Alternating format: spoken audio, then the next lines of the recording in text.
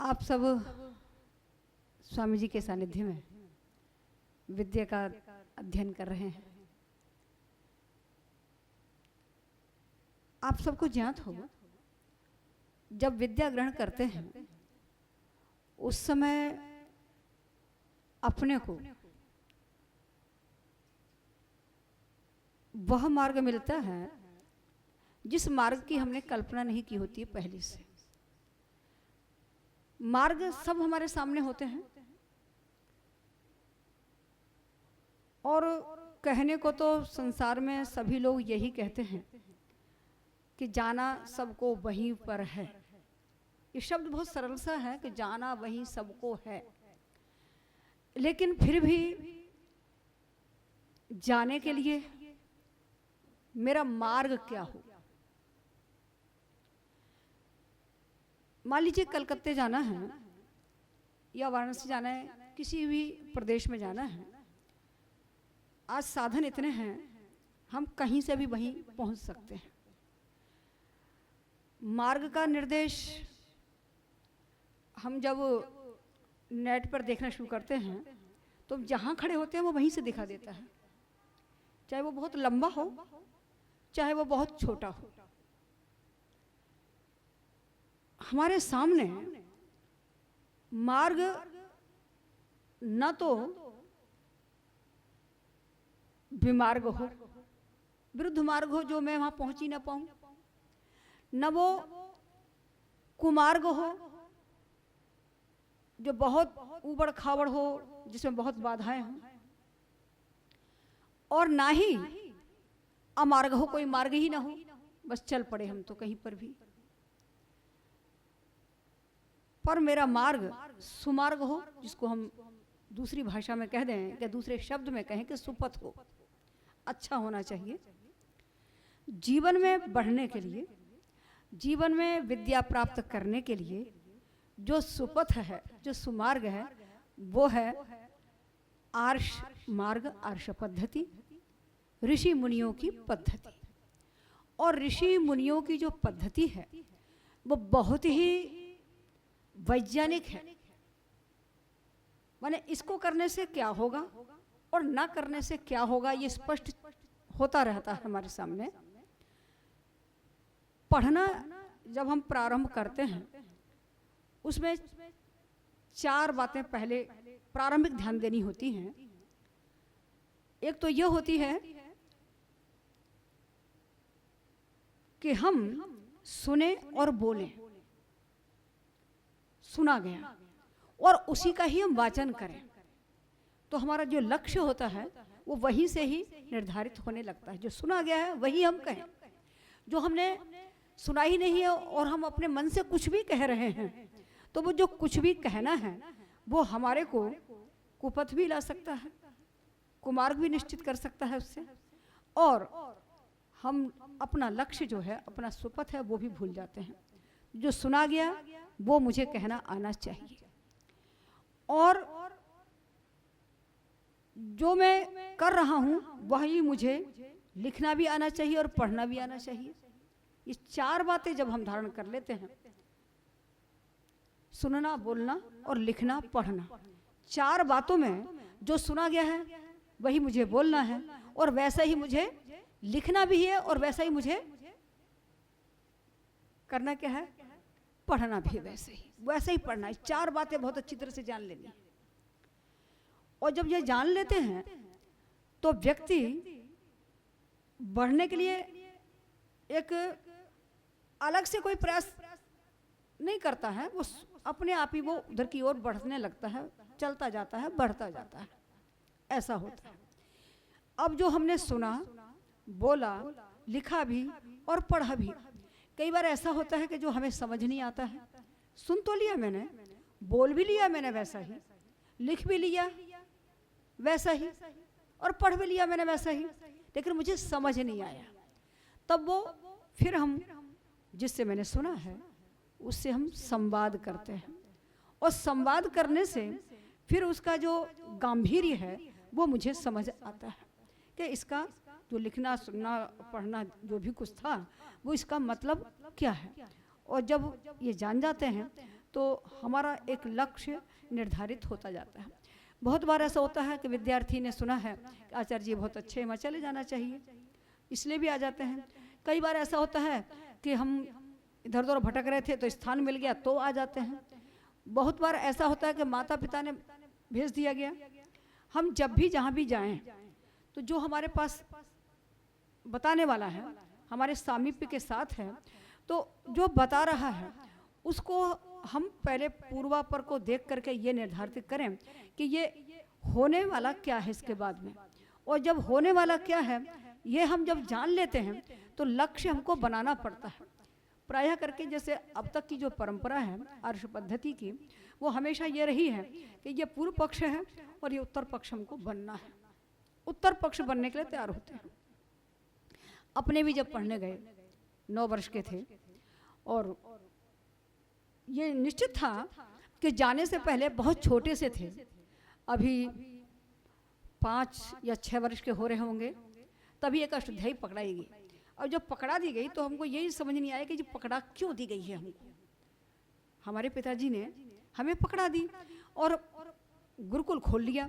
मैंने ये घटना एक बहुत अच्छी सी थी मेरे जीवन की या मेरे परिवार की, कि मेरे पिताजी ने मुझे वहाँ गुरुकुल जाने से पहले ही, और या कहें कि मेरे उत्पन्न होने से पहले ये गुरुकुल खोला। गुरुकुल जब खोल दिया, अब आचार्य की आवश्यकता थी। आचार्य कहाँ से आवे, तो आचार्य बनाने का जो लक्ष्य था, इसलिए उन्होंने अष्टाध्यायी मुझे पकड़ा दी गई और मुझे समझ नहीं आता था तो क्या करूँगी मैं। तो इसलिए मैंने जब देखा कि ये क्या पकड़ा दिया गया, तो अब गुरुकुल भी खोल लिया मेरे पिताजी ने और मुझे पढ़ाने की तैयारी भी करने शुरू कर दिया उन्होंने। तब तो मेरे मन में कुछ नहीं आया, लेकिन जब हम 3 वर्ष और आयु के हो गए, पढ़ने के लिए हमें भेज दिया गया। और पढ़ने के लिए जब भेज दिया गया तो हमने देखा कि ये हमें बचपन में जो पढ़ाई गई थी, ये बता दी गई थी, अष्टाध्यायी दी गई थी, वो निश्चित रूप से मेरे लिए ये आवश्यक है शायद। और मेरे पिताजी ने कहा उस समय कि देखो पढ़ना बहुत है, पूरी शिक्षाएं प्राप्त करनी है, धन दौलत घर में बहुत है, 250 बीघा जमीन के वो जमींदार थे और कर ज्ञान नहीं है। मैंने कहा ठीक है। उस समय हमने ठीक कहा और पता ही नहीं था कि हम 9 वर्ष के हैं तो ठीक क्या कह रहे हैं हम, ये नहीं पता था। लेकिन गुरुओं के सानिध्य में जब देखा और पढ़ा और उन्होंने बताया ये पूर्व पक्ष है, उत्तर पक्ष बनना है। फिर विद्वान ही विद्वान सामने थे, बड़े से बड़े विद्वान थे सामने। बिहारीलाल शास्त्री जी थे, अमर स्वामी जी थे, महात्मा आनंद स्वामी जी थे और पंडित वैद्यनाथ जी थे, पूज्यपाठ पंडित जी के शिष्य प्रवर पूज्य युधिष्ठिर मीमांसक जी थे, आचार्य जी थे। मैंने बहुत से ऐसे विद्वान थे जिनको देख कर कैसा लग रहा था। और काशी में इतने विद्वान थे, उनको देख के लगा सचमुच में विद्या के लिए प्रयत्न तो बहुत आवश्यक है। और वो प्रयत्न करते हुए हमको करना क्या होगा, तो प्रारंभ में ही जैसे हमको व्यवहार भानु बताई जाती है ना, उसमें एक श्लोक पढ़ाया जाता है और आपने भी याद किया होगा, आलस्यम मद मोहु च चापल्यम गोष्ठी रेव च स्तब्धता चाभिमानित्वम तथा त्यागित्वमेव च एते वै सप्त दोषाः स्युः विद्यार्थिनां मतः। तो ये हमेशा ही विद्यार्थियों के दोष हैं आलस्य। आलस्य हमको कभी पता ही नहीं पड़ता है कि आलस्य क्या वस्तु है। आलस्य का मतलब ये नहीं कि हम खाली लेटे हैं और हम पड़े हुए हैं। हमारे बैठने पर भी आलस्य होता है। हम बैठे हुए हैं और हम ये सोच रहे हैं कि नहीं इसके बाद हम पढ़ सकते हैं, थोड़ी देर के बाद, इसके बाद भी भोजन के लिए हम जा सकते हैं, इसके बाद भी हम भ्रमण के लिए जा सकते हैं। मैंने इसके बाद वाला जो शब्द लग जाता है किसी भी व्यक्ति के पीछे, वो व्यक्ति कभी आगे नहीं बढ़ सकता, जीवन में बढ़ ही नहीं सकता। मैंने उसको समय का पालन बहुत अच्छी प्रकार से आना चाहिए, समय का पालन। और वो समय का पालन हमें सूर्य को देख करके ही मालूम पड़ता है। प्रत्येक प्रदेश में पृथक पृथक समय पे थोड़ी सी घड़ी, थोड़ा सा क्षण, मुहूर्त, जरा जरा सा अंतर होता है जो उदय होने में कारण बनता है कि कब क्या हो रहा है। कभी 6 मिनट आगे, कभी 6 मिनट पीछे। मतलब सीधे सीधे जिसको बिल्कुल सही कहें 6 बजे ही उगता हो ऐसा नहीं है, थोड़ा थोड़ा सा अंतर होता है। हम जहाँ रहते हों उसके हिसाब से हमें सूर्य को देखना चाहिए और सूर्योदय को देख करके ही हमारी गतिविधि होनी चाहिए। तो आलस्य एकदम करेक्ट सही, जैसे सूर्य की किरणें चलती हैं धरती पर, या हम ये कहें कि सूर्य की परिक्रमा पृथ्वी कर रही है, उस हिसाब से धरती पर की किरणें आ रही हैं, तो उसी हिसाब से आचार्य के पास रहते हुए हमें भी वैसा ही चलना है। एक किंचित मात्र भी हमें ये नहीं रखना है कि अब हमको ये करना है या नहीं करना है। बस आलस्य किसी भी क्षण है, माने हमको देखने का भी आलस्य हो जाता है। आचार्य कह रहे इधर देखो तो सही, फिर भी सोचना कि अभी देख लेंगे ना थोड़ी देर में, ऐसा होता है। हमारी इंद्रिय कोई भी हो, ज्ञानेंद्रियों में से कोई भी इंद्रिय हो, क्योंकि आलस्य वहीं पर आ रहा है ज्ञानेंद्रियों में, हमारी कर्मेंद्रियों में नहीं आ रहा, वो तो परिणाम होता है। आलस्य जो आ रहा है कर्मेंद्रियों में ना आकर के ज्ञानेंद्रियों में आ रहा है, तो ज्ञानेंद्रियों में आने के कारण से हमें प्रत्येक इंद्रिय पर यह ध्यान रखना है कि आलस्य तो नहीं आ रहा है। देखने में, सुनने में, बोलने में, करने में, किसी भी प्रकार में, इसी कोई और दूसरा काम करने में, वहाँ हमको आलस्य का पूरा ध्यान रखना है। आलस्यम का मद मोह, मद और मोह है ना, ये दोनों एक शब्द ऐसे हैं, मदीहर से बहुत हर्ष में हो गए है ना, और मुँह वैचित्य अथवा स्तब्ध बन गए। तो जो इस प्रकार की जो अवस्था बन जाती है वो हमें अपने जीवन में नहीं करनी है कभी भी, कभी भी। और यदि हमने कर ली तो हम लक्ष्य ठीक नहीं पाते हैं। माने एकदम अपने को इतना, जैसे हमारे गुरुओं की भाषा में कहा जाता कि उतना सीधा रहना है, जैसे तकवे का जो नोक होती है बिल्कुल सीधी होती है ना, और जब सीधी होती है तभी वो ठीक से सूत काट पाती है, अन्यथा नहीं काट पाएगी। तो वैसे ही सीधा, बिल्कुल वैसे ही रहना पड़ेगा हमको। हमें ये लगता है कठोरता, अरे आचार्य जी ने बड़ी कठोर बात कह दी है, आचार्य जी ने कठोर नियम बना दिए हैं, तो उनमें भी ऐसा लगता है कि नहीं हमको उल्लंघन कर देना चाहिए, थोड़ा थोड़ा उसमें ऐसा होना चाहिए। नहीं, तकवे की तरह सीधे रहना का यही हमें उपदेश दिया गया प्रारंभ से ही, उसी ढंग से। चाहे कितनी भी देर आए, कहीं से भी आइए, आपके जीवन में वो समय की प्रतिबद्धता सर्वदा हो। तो आलस्य और मदमोह ये नहीं रखने किसी भी समय। चापल्यम, चपलता अपने आप स्वाभाविक आती है बाहर के पदार्थों को देख करके। आपने परिभाषाएं बहुत सुनी होंगी, लेकिन चपलता को कर लेना तो बहुत सरल है, लेकिन चपलता को छोड़ना बहुत कठिन हो जाता है। तो आया ही नहीं, उसके लिए हमें तत्पर 24 घंटे रहना है विद्या के लिए, और विद्या बढ़ती है। चापल्य छोड़ दिया, स्तब्धता, अचंभित होकर कुछ भी देखने लग गए और फिर देखते ही रह गए, फिर शुद्ध बुद्ध सारी भूल गए। यह भी विद्यार्थी के लिए बहुत घातक होती है, और विद्या के अध्ययन में ऐसा नहीं। हाँ, एक बार को आश्चर्य हुआ और फिर तटस्थ हुए, ये नहीं कि उसी में खड़े रह गए, क्या होगा कैसे होगा। गोष्ठियाँ भी बहुत करते हैं, जब समुदाय होता है ना, तो उसकी बात इसको, इसकी बात इसको। हमेशा याद रखें इस बात को। मान लीजिए कुछ ऐसा मेरे से काम हो गया है और दूसरे को पता है, और उसने कह दिया कि आपने ऐसा किया था, जी हाँ, उसकी व्याख्या करने की कोई आवश्यकता नहीं है, उसने पूछा है, जी हो गया। और मान लीजिए किसी को पता नहीं है और बताने की आवश्यकता जरा भी नहीं है, आचार्य भर से कहिए उस बात को। खाली परस्पर में कभी मत कीजिए। गोष्ठी के लिए इतना ही नहीं होती कि 4-5 लोग बैठ गए, किसी भी बात को इधर उधर करना भी गोष्ठी है, जिसको बहुत वैसे शब्दों में कहें तो चुगली हो जाती है। ये गोष्ठियों का ही काम हो जाता है। किसी भी बात को, आपके अपने व्यक्तिगत की भी बात हो, चाहे किसी की भी बात हो, यदि किसी को ज्ञात है तो कह दीजिए। और उस बात को आप संध्या के समय किसी भी समय ईश्वर को तो कह सकते हैं और कहना चाहिए छोड़ने के लिए, लेकिन बाहर इस बात को मत कहिएगा। आपकी विद्या में हमेशा ही बाधा आएगी, इस बात की हमेशा बाधा आने वाली है। कभी नहीं कहना, पता ही किसी को नहीं है, ज्ञापित मत कीजिए उसको, कोई आवश्यकता नहीं उस बात की, कोई भी। और आप नहीं कहेंगे तो आप भी भूल जाएंगे, और जब जितनी बार कहेंगे आप, उतनी बात ही आपकी आत्मा में वो बात हमेशा ही अंकित होती चली आएगी, और आपके किसी भी लक्ष्य में वो बाधा पड़ेगी, आपकी उन्नति में, प्रगति में वो बाधा रहेगी हमेशा ही। गोष्ठी रे बच्चा, तो कभी भी ऐसे काम नहीं करना है। और बाकी आपने व्याख्याएं सुनी हैं, तो इस प्रकार से बढ़ते हुए हम ऋषियों के ग्रंथों को पढ़ते हैं, और पढ़ने के बाद हम उसमें ऊहा एक लगाना अपेक्षित रह जाता है हमारे लिए, तो ऊहा हमें लगानी चाहिए। ऊह वितर्क, ऐसा क्यों हुआ, अगर ऐसा नहीं होता तो क्या होता। तो जब हम इस प्रकार की ऊहा लगा लेते हैं तभी हमको शंकाएं होती हैं। बहुत सी आपको शंकाएं भी होंगी, आप पूछिएगा कि आप क्या पूछना चाहते हैं। तो इस प्रकार से ज्ञान के लिए ये कुछ कुछ बातें ऐसी हैं, और ज्ञान के लिए 3 बातें जैसे यजुर्वेद में कही गई जो उनको भी ध्यान रखिएगा कि मैंने ये कोई बात सोच ली है, यहाँ पर आए हैं, तो उसके लिए पहला तथ्य है यजुर्वेद का ही है, आशुर भव। सोच लिया, शीघ्रता कर लीजिए उसमें। अब ये नहीं कि कल करूँगा परसों करूँगा, ये वाला नहीं, आशुर भव। फिर उसके लिए है कि स्थिरो भव, उसमें डट जाइए, संकल्प विकल्प उसमें नहीं चाहिए, जरा भी नहीं। पृथ्वी और फैल जाइए, उसमें फैलना पड़ेगा।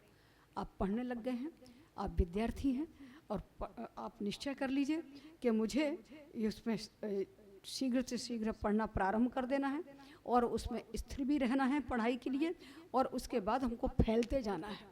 ये शास्त्र पढ़ा, दूसरा शास्त्र, तीसरा शास्त्र, चौथा शास्त्र करते चले जाना है।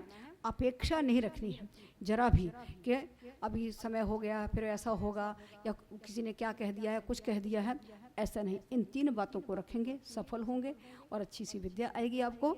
तो इस बात को जरूर ध्यान रखिएगा कि आप शीघ्र से शीघ्र विद्या को प्राप्त करें और अपने लक्ष्य को भी प्राप्त करें, क्योंकि सभी के पास समय नहीं होता है। या तो हमारा लक्ष्य हो कि नैष्ठिक ब्रह्मचारी हम रहने वाले, तो समय ही समय है, खूब पढ़ते जाइए, गहराई से पढ़ते जाइए। और यदि कम समय हो तो कम समय के लिए शीघ्रता से शीघ्र उसको ग्रहण करने की क्षमता पैदा करनी चाहिए। और बाकी तो आप लोग सीखते ही हैं कि भाई जाप करना है, ये करना है, तो शीघ्रता आती है तो आता चला जाता है। और सबके लिए प्रमुख विद्या जो है व्याकरण होता है। तो व्याकरण आप पढ़ रहे होंगे संभवतः, हैं? तो व्याकरण पढ़ते हैं क्योंकि कहा गया है प्रथमो ही विद्वांसो वैयाकरण हम। मतलब जितनी भी विद्या हैं, जो 16 विद्याएं गिनाई जाती हैं, जितनी भी गिनाई जाती है उसमें पहली विद्या, प्रथम विद्या, प्रधान विद्या, मुख्य विद्या जो है व्याकरण होती है। क्योंकि शब्द अर्थ को बताने वाली जो विद्या है वो व्याकरण विद्या है। व्याकरण से ही शब्द अर्थ ये खुलते हैं। विस्तार जो है निरुक्त दे देता है, माने एक के कई अर्थ हो सकते हैं, वो विस्तार देता है। लेकिन प्रारंभिक जो अर्थ है, मूल जो अर्थ है उसका, शब्द का, शब्द से क्या व्यक्त होने वाला है, वो व्याकरण से ही व्यक्त होता है। और उसको पढ़ने वाले ही अच्छी प्रकार से शास्त्रों का अनुगम कर पाते हैं। जी आप पूछिए। जी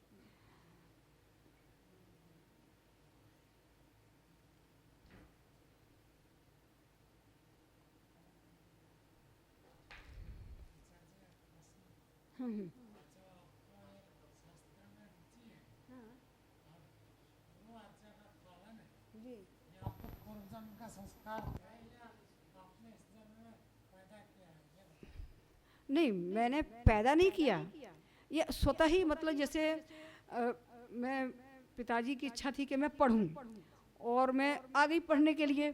गुरुजी को देखा, फिर संकल्प विकल्प नहीं किया कि ये गलत कहेंगे, जरा भी मेरे संदेह कभी हुआ ही नहीं। लोग, बहुत लोग कहते हैं कि भैया हो सकता है ये आचार्य जी खराब हैं, इनकी आदतें खराब हैं। हमने कभी भी छिद्रान्वेषण करने की कोशिश ही नहीं करी, जरा भी नहीं करी। क्योंकि हमको समझ लेना चाहिए, जैसे एक व्यक्ति है, जैसे मैं रहती हूँ, तो अब मान लीजिए मैं भोजन करती हूँ तो मसाला नहीं खाती, तेल नहीं खाती, चीनी नहीं खाती, मिर्च नहीं खाती, ये सब मैं नहीं खाती, सादा ही खाती हूँ। तो एक अगले व्यक्ति के घर पहुँचती हूँ यदि मैं, तो वो कहेगा बड़े ही नाटक बनाती हैं, बड़े ही उनके वो नखरे हैं उनके, ऐसा ही खाना है वैसा ही खाना है। उनको ये पता नहीं है कि वो मेरे लिए अपेक्षित है, मेरे लिए अपेक्षित है, और जबकि कुछ भी नहीं है। जरा सा सेंधा सा नमक पड़ना है, जरा सा घी पड़ना है, और बस 4-5 दाने जीरे के, सब्जी बन गई। लेकिन जो मसाला डाल के बनाता होगा सब्जी, उसके लिए बड़ी कठिनाई है, वो सब्जी बनाने में बहुत कठिनाई है। तो वो कहेगा बड़े नखरे बनाती हैं, ऐसा करती हैं। तो इसके लिए मैंने उपाय भी एक निकाल लिया। क्या निकाल लिया कि चलो मैं जलती हूँ तो सब्जी मेरे साथ है, घी भी मेरे साथ है, नमक भी मेरे साथ है, हर कुछ लेके चलती हूँ ताकि अगले को दिक्कत ही नहीं हो, और वो कहे ही नहीं इस प्रकार का। मान लीजिए शाम तक पहुँच रहे हैं तो सब्जी अपने साथ बना के ही ले आए घर से, खाली अगले दिन तो पता लग जाएगा, अपने आप सीधे काम करेगा। तो रुचि वहाँ गुरुओं को देखकर हुआ और मैंने अपने जीवन में धारण कर लिया गुरु आज्ञा अविचारणीय, कि गुरु की आज्ञा का कभी उल्लंघन नहीं करना। और उसका परिणाम हुआ जिस दिन जैसे उनकी मृत्यु भी हो रही थी और मृत्यु का इतना तादाद में बिठा लिया था मैंने, फरीदाबाद में वो बीमार हो गए थे और उससे पहले भी बाहर आने जाने से, आहार विहार के कारण से बहुत ऐसा हो गया था कि उनको ब्लड शुगर हो गया था और इतना हो गया था बहुत ज़्यादा, 500 से ऊपर था। और मैं उसी समय नेचुरोपैथी में सीख करके आई थी 4.5 महीना विट्ठल दास मोदी से गोरखपुर में। जैसे आप सोचते होंगे ना हर विद्या सीखनी होती है, मैंने भी नेति धोती करनी सीखी, कपड़ा खाना सीखा, सब कुछ सीखा जो सीख सकती थी। स्टीम बाथ में भी बैठी, सब कुछ किया, मिट्टी लपेट के सब कुछ काम किया, पर जो किया जाना चाहिए उतना करना शुरू किया, बाकी सब छोड़ दिया। तो मैंने ही चिकित्सा उनकी की थी, अपने आचार्य जी की भी खूब अच्छी प्रकार से की और उनको मैंने ठीक भी कर लिया, बिल्कुल अच्छा कर लिया, नॉर्मल कर लिया, विश्वास नहीं कर सकते हैं। वैद्य जी की दवाई चल रही थी साथ में, बाकी मैंने ठीक कर लिया उनको। दूसरे स्नान करवा के, वैसे करवा के, सब कुछ करके, मिट्टी की पट्टी लगा लगा के सही कर लिया। वो बाहर गए हुए थे फरीदाबाद में, जब वो वहाँ बीमार हो गए, वहाँ पर हो गया उनको निमोनिया, डबल निमोनिया हो गया। तब वो यजुर्वेद पुराने यज्ञ करा रहे थे, तो उन्होंने हमारे छोटे आचार्य जी से, पूज्य आचार्य मेधा देवी जी से बात की और फिर कहा कि सूर्या से बात कराओ मेरी। तो फिर बात हुई, तो अब उनकी आवाज़ से ऐसा लगा कि अब ये बचने वाली नहीं है। मैंने तादाद में मेरा इतना बैठ गया था, मुझे ये भान हुआ कि अब ये बचने वाली नहीं है। फरीदाबाद में बैठी है, मैं फ़ोन सुन रही हूँ, मैं तो वाराणसी में। तो उन्होंने कहा कि अब क्या होगा। मैंने कहा कुछ नहीं, आप ठप कर दीजिए, वहीं के वहीं बस कर दीजिए, आप कहिए किसी को हम भेजते हैं, आपको ले आता है और आप एक दिन पहले ही आ जाइए। फिर वो आ गई, वहाँ पर वो आ गई और आने के बाद एक दिन वो रहती हैं, आती हैं, अगले दिन ही तो वो उनकी मृत्यु हो ही जाती है। तो मैंने इतना तक मुझे तादाद में बिठा करके आ गया था। और उससे विद्याएं, जरूरी नहीं होता है कि आचार्य एक एक पद पढ़ाता है और एक एक ग्रंथ पढ़ाता है, खाली सूत्र पढ़ाते हैं लोग। सूत्र ही हमारी जो वैदिक शिक्षा है, आर्ष पद्धति है, सूत्र की ही विद्या है, सूत्र ही हम पहनते हैं। आपको आते साथ क्या पहनाया जाता है? सूत्र, जिसमें 3 धागे हैं, है ना, ऋषि ऋण, देव ऋण और पितृ ऋण। ऋषि ऋण में पूरी शिक्षा का आधान है, मैंने ऋषि ऋण उतारने के लिए पूरी शिक्षा आपको ग्रहण करनी है। तो जो जो कहा, और उतना ही नहीं था, मैं आई और आते साथ ही मुझे कहा कि कल से आपको मेरे कमरे में झाड़ू लगानी है। और मैंने घर में कभी झाड़ू ही नहीं लगाई थी, यहाँ तक कि मैं जब पढ़ने गई तो मुझे सिर धोना भी नहीं आता था, अपना आता ही नहीं था। भाई घर में थे तो बड़े बड़े लोग थे, छोटे घर में मेरे कोई थे ही नहीं। मेरी दादी माँ थी, अपनी माँ थी और पिताजी थे और मेरी बुआ जी थी, जिनको सारा गांव जीजी ही कहा करते, तो हम भी जीजी ही कहा करते थे, वो थे। तो वही लोग करते रहते थे जो भी करते थे। तो मुझे सिर धोना भी नहीं आता, तो मेरे छोटे आचार्य जी 6 महीने तक सिर धोया, वही धोते रहे मेरा सिर, और इस प्रकार से मुझे धोना आ गया। लेकिन मैंने कभी कपड़े नहीं धोए किसी के, मैंने कभी झाड़ू नहीं लगाई, जबकि मेरे घर में सब तो ये पक्के थे, नीचे कच्चे रखे जाते थे पहले ज़माने में, आज से 55 साल पहले की बात है। तो ऐसा ही होगा करता था।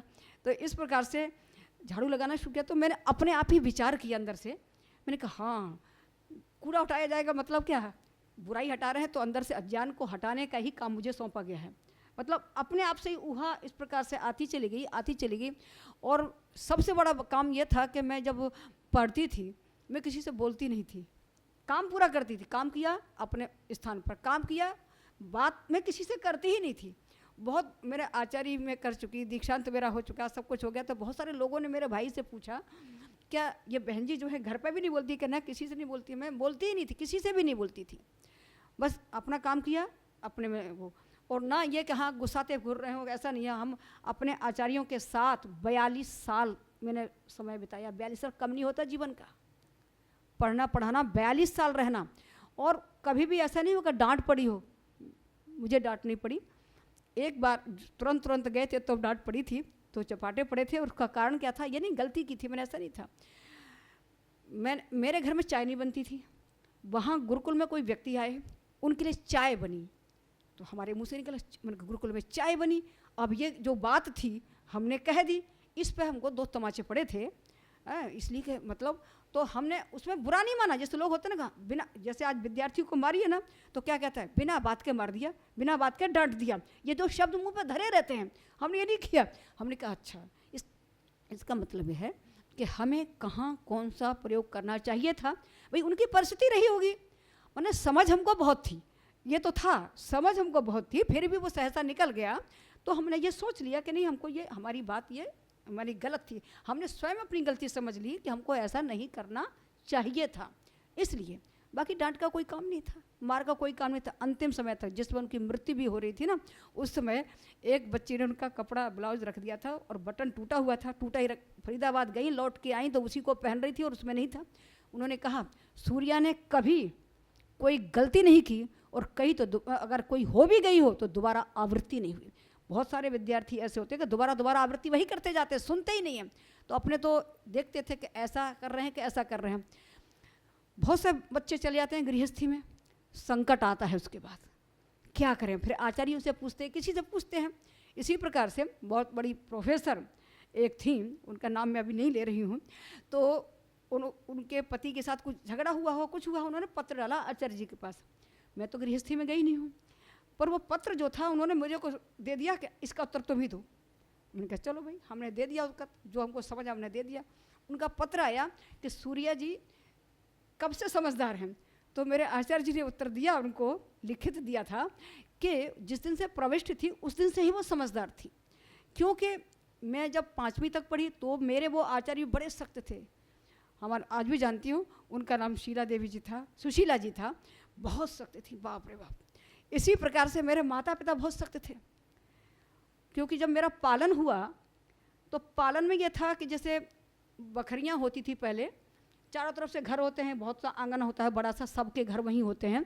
तो किसी घर में विवाह होगा, किसी घर में कुछ होता, नाच गाने कीर्तन दुनिया भर की बातें होती हैं, तो वो हम ना सुन पाएँ, इसलिए मेरे पिताजी, क्योंकि हमारे घर में ये व्यवस्था थी कि पुरुषों को घर में नहीं रहना है, व्यवस्था थी भोजन करने आ सकते हैं, भोजन के बाद बैठका में रहना है, बस उतना ही उनका रहना हुआ करता था। और उस दिन मेरे पिताजी बैठका में न जा करके वो घर हुआ करते थे कि इन बच्चों को नींद आई कि नहीं, तब तक वहीं वो रहते थे।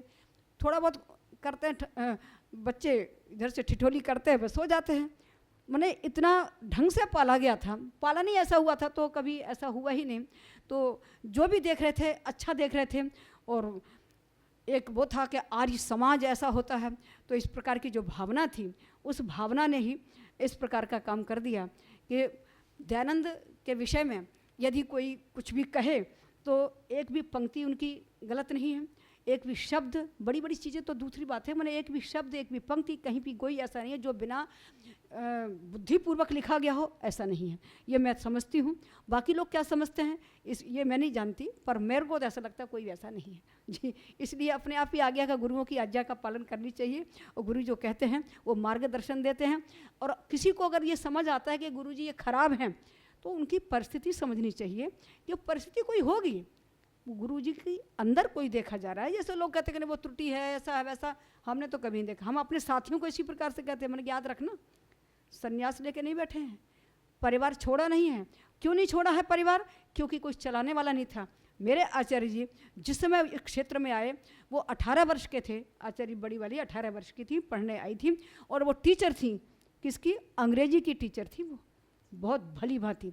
और उन्होंने एक ही बार हमको जो पढ़ाया वो आज हमको आती है अंग्रेजी। बाकी अंग्रेजी के मैंने कोई वो ज़्यादा वो किया नहीं, मैंने क्या कहते हैं परिश्रम, तो मेरे को ज़्यादा नहीं। बाकी हाँ, मेरे काम चला हूँ, मुझे लेखन पठन में जितनी आवश्यकता है उतनी आती है।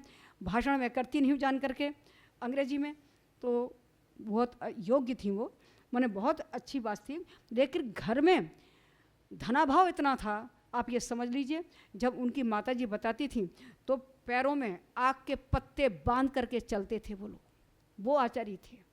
तो इसलिए वो अपने परिवार के लिए भी देख सकती हैं, तो इसलिए हाँ, हम ये बात नहीं कह सकते कि उन्होंने ऐसा किया कि मोह किया, क्या किया, उनकी परिस्थिति है, किसी की भी परिस्थिति हो सकती है, तो परिस्थिति को हम गलती नहीं मान बैठे।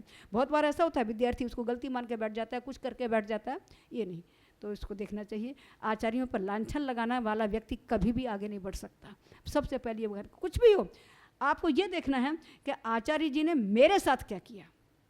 मैं उनका शिष्य हूँ, तो शिष्य होने के नाते उतना वो कर रहे हैं या नहीं कर रहे हैं, उन्होंने किया है या नहीं किया है। और हमारे तो हम जब गए थे तो अब तो सब भवन है, आज मैं देख रही हूँ, मैं यही कल्पना कर रही हूँ क्या इन भवनों से विद्या आ जाएगी? कभी नहीं आएगी, ये सत्य है। भवनों से विद्या आने वाली नहीं है। हम तो वो पढ़ने वाले लोग हैं कि हमारा तो भवन ही नहीं था, हम राजा जी की कोठी में गए थे पढ़ने के लिए। हमारे पूज्यपाद गुरुवर्य ब्रह्मदेव जिज्ञासु जी को भी एक कोठी मिली हुई थी काम करने के लिए, और मेरे गुरुजी जहाँ रह रहे थे उनको भी एक कोठी मिली थी, उसका नाम था कुंजर कोठी। कुंजर माने हाथी, हाथी के रंग की वो कोठी थी, स्लेटी रंग की ही। तो उसमें गए थे हम। 8 महीने के बाद राजा साहब का देहांत हो गया। रानी जी सुलभा जी चली गई हरिद्वार, उनके लड़के बच गए। लड़कों ने कहा कि बंटवारा करेंगे अब कोठी का, बंटवारा होगा तो हमें निकाल के बाहर कर दिया गया। तो हमारे लिए ये सुझाया गया, हमारे लिए इतना विकल्प दिया गया कि आप जल्दी से जल्दी ज़मीन खरीदें, अपना बनाएं, तब तक ले रह सकते हैं। तो 3 शेड पड़ी हुई थी, मतलब इसका थोड़ा सा और बड़ा होना चाहिए, उतना ही स्थान था। उसमें ही 2 कमरे थे, 5,000 पुस्तकें थी, 1 गाय थी, 15 हम विद्यार्थी थे, दोनों आचार्य जी थे, उनकी माँ थी। इतने लोगों को उसमें रहना था, आप कल्पना कीजिए। और सांप इतने आते थे तो छोटे छोटे इतना तो कूद कूद के भागते थे हम लोग, सोचते थे कि ये काटेंगे नहीं। कभी कोई ऐसा बड़े बड़े सांप आते, आँख बंद कर लेते। वो बचपन था, वो चीज़ देखी हमने, तो उस ढंग से हम बने हैं। और इस कारण से आप बनाने के लिए ज़मीन हम स्वयं जो पाणिनि विद्यालय आज जहाँ खड़ा हुआ है, उसकी ज़मीन देखने के लिए मैं अपने आचार्य जी के साथ जाया करती थी, कहाँ ज़मीन मिलेगी। तो वो ज़मीन भी 6 बार में खरीदी गई है। आप कल्पना कीजिए, बहुत छोटा नहीं, इतना ये आंगन भर का तो विद्यालय है वो, तो ना पाणिनि विद्यालय कोई बहुत बड़ा नहीं है। तो वो जो है 6 बार में ज़मीन खरीदी गई। और फिर एक एक कमरा बना, दीवारें खड़ी हो गई तो फर्श के लिए चाहिए, फर्श नहीं है तो फिर नीचे के लिए चाहिए, मतलब छत के लिए चाहिए, क्या क्या बिजली के लिए चाहिए, पंखा के लिए पैसा चाहिए, एक एक के मांगना। वो ज़माना अलग था, और वो भी वाराणसी में था, जहाँ एक एक व्यक्ति पौराणिक था। वहाँ जो काम किया गया, वहाँ मेरे गुरुओं ने जो काम किया वो बहुत महत्वपूर्ण था। इससे बड़ा कोई काम कोई कर नहीं सकता है। और जहाँ किया गया तो हमारा महीने में केवल 5 दिन पाठ होता था, और लगातार फिर तो दिन रात पाठ होता था 5 दिन का, और 25 दिन को उनको बाहर जाना होता था। जब होता था ये भी था, आज का विद्यार्थी काम करना नहीं चाहता है, एक भी नहीं चाहता है। हम लोगों ने तो ये समझ लीजिए कि आप विश्वास नहीं करेंगे, आचार्य पास होने के, डिग्री प्राप्त होने के बाद, दीक्षांत होने के बाद, मैंने 10 साल तो गौशाला में काम कर दिया। मैंने पढ़ा कि मैं उपनिषदों में आया है कि गऊओं को पालन करने के लिए आज्ञा दी गई विद्यार्थियों को, जाओ 100 हैं 1000 करके ले आओ तो तुमको ब्रह्म विद्या आ जाएगी। हम भी करके देख लेते हैं कैसी आती है। वस्तुतः मैं तो कर करके सब छोड़ा, और वस्तुतः हुआ ऐसा। वेद का ज्ञान उससे खुला कि कैसे होता है, माने किस प्रकार से हम भक्ति करेंगे। भक्ति गौशाला को अगर गायों के बछड़ों को देख करके ही आती है, किसी को देख करके नहीं आ सकती है भक्ति जो आनी है। तो क्योंकि मंत्र ही यही कहता है, मंत्र में यही कहा गया है कि वहाँ पर गाय जो कैसे प्रकार से बछड़े को देखती है और कैसे होती है, तो परमात्मा के लिए किस प्रकार की भक्ति को लाना है अपने अंदर, वहाँ से इसी प्रकार से। और बाकी परमात्मा को प्राप्त करने के लिए समय क्या हो, तो बहुत सारे ऐसे कारण बनते चले जाते हैं जिससे करते हैं। तो एक तो हमको एक निष्ठ हो करके हमको आश्रम में रहना चाहिए। आश्रम में मेरे द्वारा कोई ऐसा कर्म न हो जिससे कि आश्रम को हानि हो, आश्रम की व्यवस्थाओं को हानि हो, ऐसा कभी काम नहीं करना चाहिए। बेशक मुझे कष्ट हो जाए, अपने आप को कोई भी कष्ट दे लेना स्वीकार कर लेना चाहिए, लेकिन मेरे कारण से कोई भी किसी भी प्रकार कोई, न तो विद्यार्थी को, मेरे सहपाठियों को, किसी को नुकसान नहीं होना चाहिए। ये हमेशा आपको सोचना पड़ेगा, तो विद्यार्थी, अन्य तो नहीं आती है। ये हमने हमेशा सोचा इस बात को। जी पूछिए, क्या पूछना है? आचार्य जी, एक प्रश्न था। बहुत सारे विद्वान ऐसे भी कहते हैं कि जो वेद के मंत्र है उनके 3 प्रकार के अर्थ होते हैं, आध्यात्मिक, आदि भौतिक, आदि दैविक। जी जी। और मैंने ऋग्वेदादि भाष्य भूमिका पढ़ी थी, तो उसमें उसकी भूमिका में जो आचार्य राजवीर जी हैं उन्होंने ऐसे लिखा है कि दयानंद जी ने इस प्रकार से कहा है कि व्यवहारिक और पारमार्थिक 2 ही अर्थ होते हैं। तो कोई विद्वान ऐसे भी करते हैं, कोई इस प्रकार से भी करते हैं, तो इसमें क्या सही समाधान है? हाँ, सही समाधान देखिए, 3 बातें जो कही जाती हैं कि आदि दैविक, आदि भौतिक और आध्यात्मिक, ये 3 प्रकार की अर्थ होते हैं। इतना ही नहीं है, निरुक्त को जब पढ़ेंगे तो बहुत सी प्रक्रिया हैं उसमें, बहुत सी प्रक्रिया हैं। मैंने 28 के लगभग भी हैं प्रक्रियाएं, तो बहुत सारी हैं। उनको आप कई एक देते जाइए आयाम तो हो सकता है। और फिर एक अधियज्ञ भी है। अधियज्ञ जो निरुक्तकार ने कही, वहाँ पर आधिदैविक आध्यात्मिक अधियज्ञ कही गई है वहाँ पर, है ना। तो ये प्रक्रियाएं हैं। ऋषि दयानंद ने पूरे झमेले को एक तरफ करके 2 प्रक्रियाएं दी, पारमार्थिक माने आध्यात्मिक, और जो व्यावहारिक दी है उसमें ही सब कर लिया उन्होंने। याज्ञिक प्रक्रिया भी ले ली उसमें, और जो आधिदैविक कह रहे हैं उसको भी ले लिया उसमें, उसी में उसको भी समाहित कर लिया कि राजा परख है, ये परख है, ये कर्म, बहुत सारी माने जितनी भी है सब उन्होंने 2 में ही समाहित कर दी। गलत कोई भी नहीं है। वो निरुक्तकार ने कही है इसलिए वो भी सही है, और वो भी ऋषि थे, वो भी सही है। ऋषि कोई ऐसा नहीं होता है कि कुछ भी बात कह दी गई, वो युक्त बात करते हैं तो समाहित कर ली गई। दोनों बातें सही हैं। और निरुक्त जब जैसे जैसे पढ़ेंगे आप तो बहुत सी प्रक्रियाएं आपके सामने आएंगी, और उस प्रकार से हमको अनुमान भी करना चाहिए, पढ़ना भी चाहिए, तभी होता है। तो ज्ञान विज्ञान तो भरे ही हुए हैं। और ये जरूर कभी नहीं भूलें कि प्रत्येक मंत्र में, जैसे ऋषिदान ने ये लिखा है कि प्रत्येक मंत्र में मुख्यतया ईश्वर है, बाकी जो अर्थ है वो गौण है। बहुत सारे लोग ढूंढने शुरू करते हैं ऐसे, इसमें कैसे हो सकता है, इसमें कैसे हो सकता है।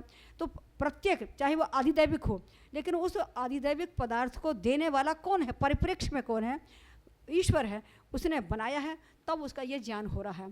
तो इस प्रकार से सब जगह परमात्मा का अर्थ लगता जाता है। और ये भी नहीं है कि प्रत्येक पंक्ति में होगा। मंत्र के प्रायः करके 4 चरण हुए, 4 चरण में किसी भी चरण में अध्यात्म हो सकता है, किसी भी चरण में आधिदैविक भी हो सकता है, एक मंत्र में 3-3 अर्थ हो सकते हैं, और इसी प्रकार से होता चला आया है। इस बात को हम समझ करके रखें कि नहीं, ये ऐसी बात नहीं है। विद्वान नहीं कहते, वो तो सब विद्वान ठीक कह रहे हैं। कोई किसी की बात बताना शुरू कर देता है, कोई किसी की बात बताना शुरू कर देता है, तीनों बातें सही हैं। जी। एक पुस्तक है मुनि जी ने लिखी हुई है, वेद प्रतिष्ठा, उसमें आपने ही उत्तर दिए थे पंडित। वेद प्रतिष्ठा क्या? वेद प्रतिष्ठा, उसमें पंडित उपेंद्र राव जी के आपने ही उत्तर दिए थे। हाँ जी। 100 प्रश्नों के जी। तो उसमें वो विषय था कि स्तुति का, जैसे बहुत सारी स्तुतियाँ अलग अलग प्रकार की आती रहती हैं, तो हमें तो अभी कुछ समझ में आता नहीं है, वेद भाष्य पढ़ते तो ये भी स्तुति, फिर वापस उसी प्रकार की दूसरी स्तुति, तीसरी स्तुति, तो उसको कुछ किसी प्रकार से समझे तो। नहीं, स्तुति का मतलब होता है यथार्थ कथन, जो भी पदार्थ है उसका कहना। स्तुति परमात्मा की माने हम किस विषय कह रहे हैं, माने एक तो ज्ञान विषय हो सकती है, परमात्मा के गुण के विषय हो सकती है, उसकी क्रिया के अनुसार हो सकती है, और ये पदार्थ निर्माण किए हैं उनके अनुसार भी हो सकती है। जो उसका कथन है, स्तुति का मतलब है जो है वास्तविक उसके अंदर तत्व है उसका कथन करना ही स्तुति होती है। स्तुति का मतलब होता है कथन करना, जो भी कहा जा रहा है वही। ये नहीं कि हाथ जोड़कर बैठ जाना, या नहीं है, जो कहा, जो है, जो शब्द कह रहा है, अर्थ को कह रहा है जिसको, या जिस पदार्थ को कहा जा रहा है उसका कथन करना ही स्तुति कहलाती है। ये है संस्तवनम, ये बात है। तो आप विषय जैसे जैसे पढ़ते जाएंगे तो समझ आता जाता है, मतलब किस विषय में क्या कहा गया है, किस विषय में कहा गया है। तो ये है। तो 100 जो उत्तर दिए गए थे, तो 100 उत्तरों में तो उन्होंने नाना प्रकार के प्रश्न किए, उसने नाना प्रकार के थे कि इसमें ये है, इसमें संभ्रतम क्यों आया, उसमें क्या है। तो ये तब आ जाता है समझ में जब हम पूरा, एक तो जैसे पारायण करते हैं ना लोग, तो वेदों का पारायण करते हुए बहुत से शब्द और बहुत से इस प्रकार की ज्ञान होते हैं। और वेदों को पढ़ने के लिए ब्राह्मण ग्रंथ बहुत अति आवश्यक हैं। ब्राह्मण ग्रंथों के साथ आरण्यक भी बहुत आवश्यक हैं। इसी प्रकार से उपनिषदें भी हैं, दर्शन भी हैं। ये सब पढ़ते हुए जब हम उनका अर्थ लगाते हैं तो हमको अर्थ बहुत से मतलब एकदम से सहज से लगने लगते हैं। और इनके कोशों को भी हमको याद सबको नहीं कर सकते हैं। हमको पढ़ने का तरीका ये रखना चाहिए। जैसे मेरा आचार्य पास हो गया 83 में, 83 के बाद 94 तक 10 साल मैंने फिर से पढ़ना शुरू किया। सारी पुस्तकालय में जितनी पुस्तकें थी सारी पढ़ी, आयुर्वेद भी पढ़ा, सब पढ़ा मैंने, पूरा का पूरा चरक सुश्रुत सब पढ़े। पढ़ते जाइए, उसको पढ़ते जाइए। दिमाग में रटना जरूरी नहीं है, संस्कार बनना चाहिए उसका। संस्कार जब बन जाता है तो जब भी जो भी विषय आता है तो वो तुरंत ही वहाँ पता लग जाता है कि वहाँ ऐसा है, और तुरंत ही उस विषय को हम फिर से अनुगम कर सकते हैं। उसको पढ़ना चाहिए अपनी रुचि। अब ये है जैसे आपने सोच लिया था कि हमको इस प्रकार का रहना है, इसी आश्रम में रहना है, तो पढ़ लिया, किसी को नहीं है तो नहीं समय कर पाता है। फिर उसके बाद जब परीक्षा दी, परीक्षा भी मेरे चारों वेदों की दी, चारों ब्राह्मणों की दी, आरण्यक भी थे, उपनिषदें भी थी, सब थी मेरी परीक्षा में, सूर्य सिद्धांत भी था, सब था। अब कहिए कि सुनाना शुरू कर दीजिए, ये बड़ा कठिन है इस समय, बहुत कठिन है इस समय। लेकिन हाँ, पढ़ के जाना, विषय को व्यक्तिगत करना हो तत्त विषय को तो किया जा सकता है, लेकिन हाँ एक एक शब्द से सुनाना तो अभी इसमें तो कठिन है, क्योंकि सारे ही भरे पढ़े तो सारे भरे हुए को रोज़ आवृत्ति चाहिए, या तो बहुत सारे काम में आवृत्ति भी रोज़ नहीं हो पाती है, दर्शन भी याद कर लिए, हर चीज़ की एक प्रक्रिया थी। जब मेरी माँ की मृत्यु हुई, मैं दर्शन याद कर ही रही थी, तो उस समय मैं सोच रही थी वेदांत दर्शन याद करूँगी। तो मेरे पिताजी की भी मृत्यु हुई, मेरी माँ की भी, मेरे चाचा की भी, मेरी चाची की भी, मेरे बाबा की, मैं किसी में सम्मिलित ही नहीं हो पाई, मैं गई नहीं कि किसने क्या किया, क्यों क्या कर दिया पिताजी लोगों का, किसी का मैं नहीं गई नहीं। बाद में पता लगता रहा, जब पता लगा तो एक खेद जरूर हुआ कि बहुत दिन से नहीं देखा था। खेद इसी बात का नहीं होता कि मोह आता है, कि दूसरी प्रकार का भी होता है कि कुछ हमको भी करना चाहिए था, उनके प्रति नहीं कर पाए, इस प्रकार का भी। तो फिर मैंने वेदांत दर्शन को ही रट डाला 10-12 दिन में, उनका चलो वही रट लेते हैं। तो अपने को उसमें लगाए रखने के लिए बहुत उपाय करना पड़ता है, बहुत तत्पर रहना तो पड़ता है। तो वेदांत दर्शन को ही याद कर लिया, और कर लिया तो अपने आप ही फिर वो अर्थ ही अपने आप उद्भुत होने लगे। सूत्र सामने से होते हैं ना, और व्याकरण पढ़ा होता है तो अर्थ जरूरी नहीं कि वेद भाष्य ही पढ़े, उनके भाष्य ही पढ़े जाएँ तो ही आएगा अर्थ। व्याकरण होने के कारण से अपने आप स्वतः ही आने लगता है सब कुछ। इसी प्रकार से न्याय मीमांसा को, अरे ये अपना जो है, हाँ मीमांसा दर्शन जो है, मैंने एक थे मुसलगांवकर जी थे तो पौराणिक, उनसे पढ़ा। तो पढ़ने का तो पूरा वाराणसी तो पढ़ना गुरुओं का स्थान रहा है, आचार्य बड़े बड़े रहे तो सबसे पढ़ा है, बड़े बड़े लोगों से ही विश्वविद्यालय में भी। तो पढ़ने से ये होता है कि दोनों पक्ष पढ़ने चाहिए, ऐसा नहीं बिना पढ़े तो आता कुछ नहीं है, और पूर्व पक्ष ही हमारे पास हो या उत्तरी पक्ष पर, ऐसा नहीं, दोनों के साथ साथ होता है तो हम अच्छा सा निकाल पाते हैं कि ये करना है नहीं करना है, तो अच्छा रहता है। तो ये पढ़ के ही आएगा, पढ़ना तो चाहिए। और बाकी स्वभाव बना लीजिए, पढ़ते जाइए, स्वाध्याय का नियम बनाइए रोजाने का। ये जरूरी नहीं कि आचार्य जी पढ़ा रहे हैं उसी का स्वाध्याय करना है, आपको एक पुस्तक का ये पढ़ लिया, हमने ये पढ़ लिया, पढ़िए इसको, तब एक विद्वान अच्छा बनता है, नहीं तो नहीं बनता। पुराण हो, पुराण भी पढ़े, मतलब क्या चीज़ नहीं पढ़ा जिसको कहें कि ये नहीं पढ़ा, सब पढ़े, पढ़ के छोड़ते गए, मैंने पढ़ते गए। तो अब ऐसा होता है, कोई बात होती है तो सोचा हुआ नहीं होता है पहले से, तो जैसे अब वो कभी कभी लगता है कि जैसे इल्हाम हो गया, तुरंत किसी ने पूछा, तुरंत ये बात आई, वो कहाँ से आता है कि वो संस्कार में पढ़ा हुआ है, पढ़ा होने से वो सामने आ जाता है, ये है। और उपासना का तो बहुत बड़ा कारण होता है। मैंने तो केवल 5 वर्ष तक इस प्रकार की साधना की थी, ज़्यादा नहीं की थी, और क्योंकि कार्य भार होने के कारण से, कार्य जब होता है तो सब कुछ को फिर तिलांजलि देनी ही पड़ती है व्यक्ति को। हमारा दीक्षांत हुआ था, उसके बाद मेरे को हमारे आचार्य जी ने बाहर भेज, तत्कालीन रात को 11 बजे दीक्षांत हुआ था, सुबह ही हमारी गाड़ी थी 8 बजे, हमें दिल्ली भेजा। दिल्ली घूम करके हम आए जयपुर। जयपुर में था नेचुरोपैथी का एक स्थान था, 1 महीना वहाँ पर रही थी मैं। वहाँ पर स्वामी जी थे आनंदानंदी, थे पौराणिक थे, और केरल के थे, पतले दुबले थे और तेज तर्राट थे। तो वो ही जाया करते थे रानी जी को, राजा जी को सिखाने के लिए मोती झील में, वाराणसी में, तभी उनका दर्शन हुआ था, ऐसा है। तो वहीं पर हमको भेज दिया गया था।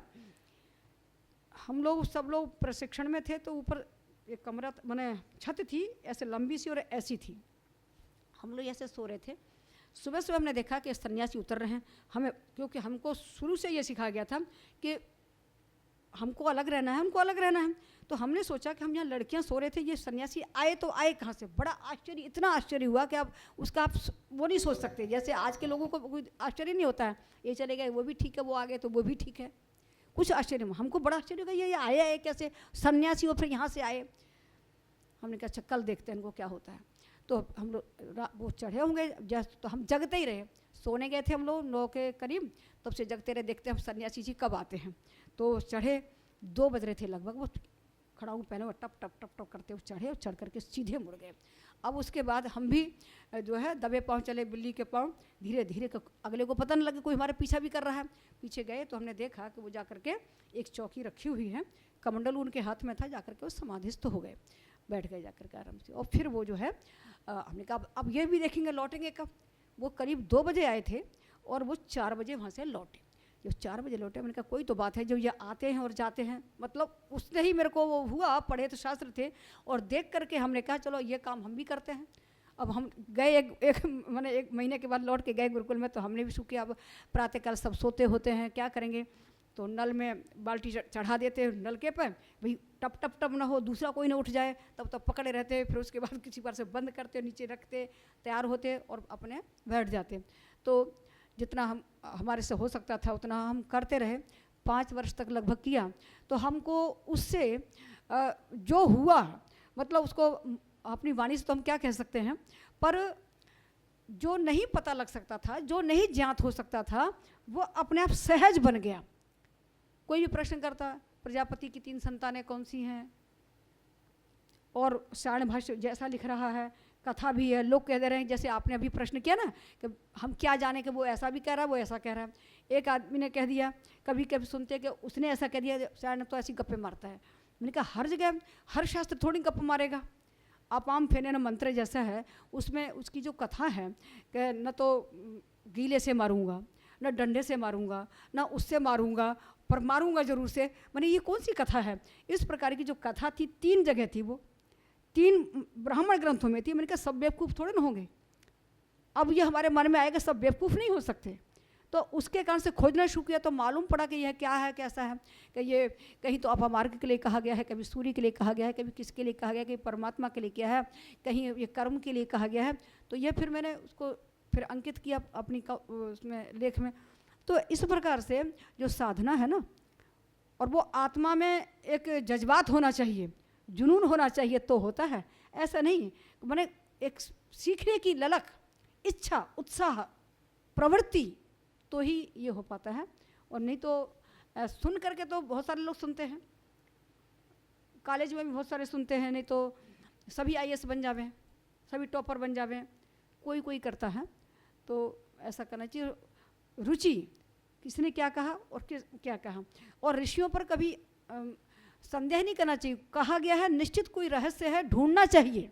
ढूंढने का प्रयत्न हम कर लेंगे, हम करेंगे। जब इच्छा होती है ना, तो निश्चित रूप से कर बैठता है व्यक्ति।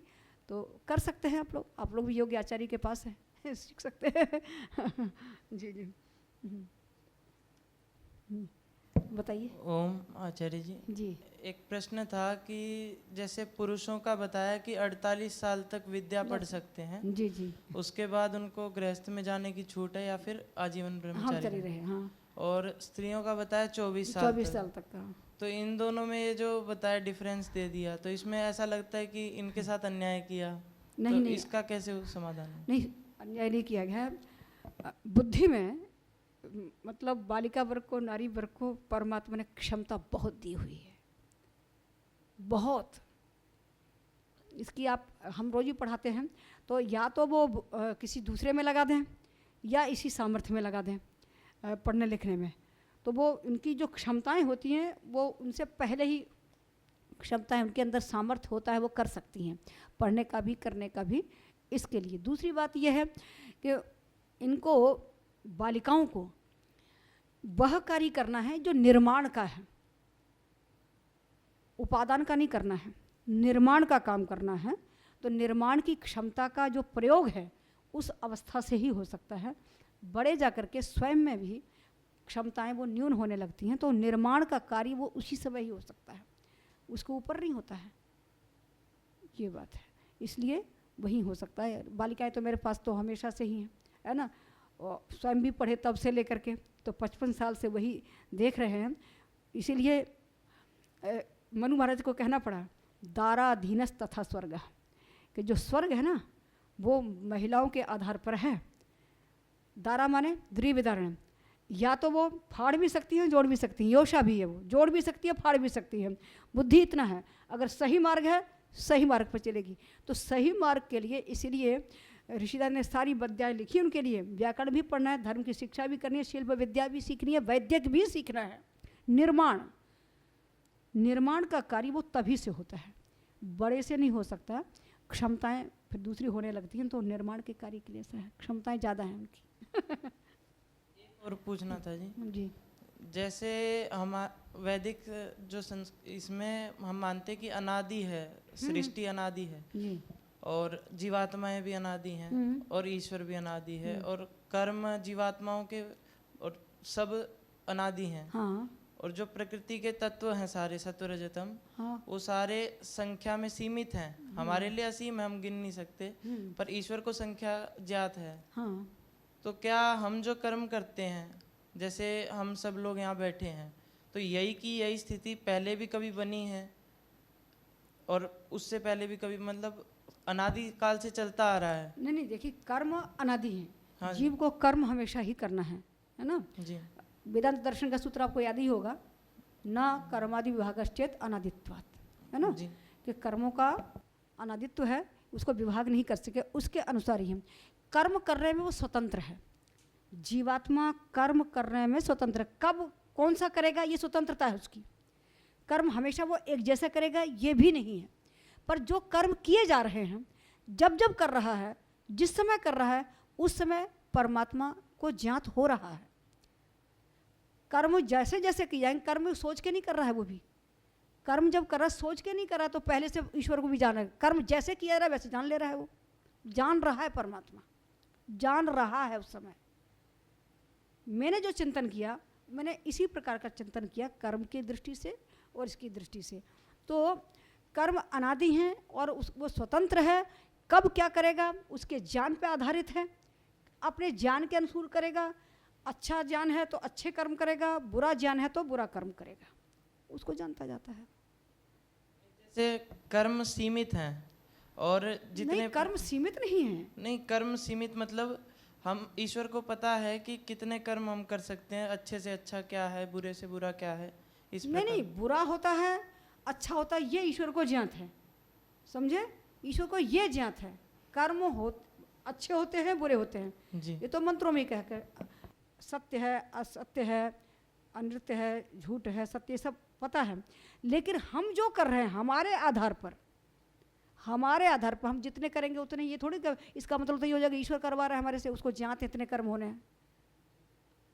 ईश्वर नहीं कर, हमारे ऊपर है, हम जो करेंगे वैसा वैसा ही वो जान रहा है, बस ये है। मैंने तो यही अनुमान किया है, बाकी आपको जो बताया वो पता नहीं मुझे तो क्या बताया गया आपको। जी जी जी।